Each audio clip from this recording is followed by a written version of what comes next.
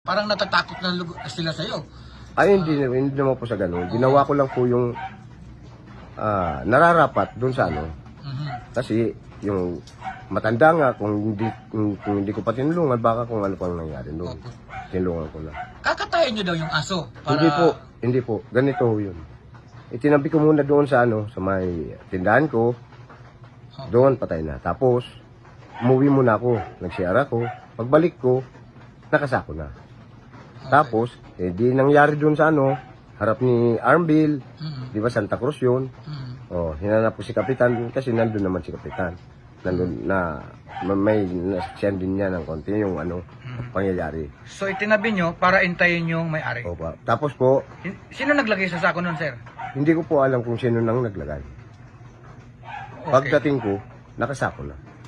Oh. Tapos, dadaling ko doon kay Kapitan. Kasi sa Santa Cruz nangyari. Dadaling ko sa ano, barangay. Kaso linggo wala.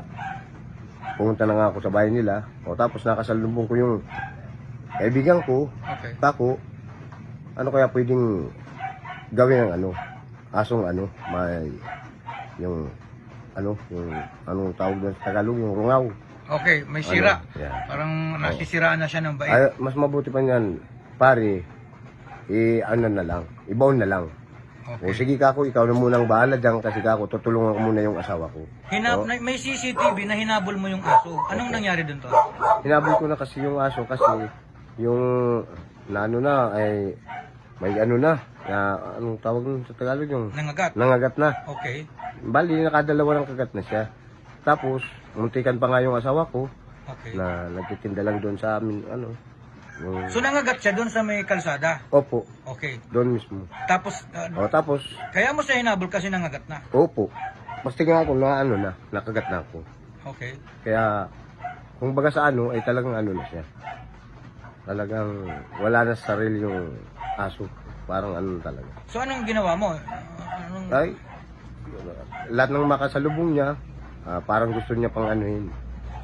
Yung parang gusto pang kagatin. Kaya, wala na ko ibang naisipan, talagang anuhin na. Baka makaano pa ng ibang tao. Opo. Anong ginawa mo po? Inano ko muna ho ng bato, tapos pinalo ko na ng kahoy, yung ano. Tapos? Yun na po, tinabi ko na doon sa tindahan ko.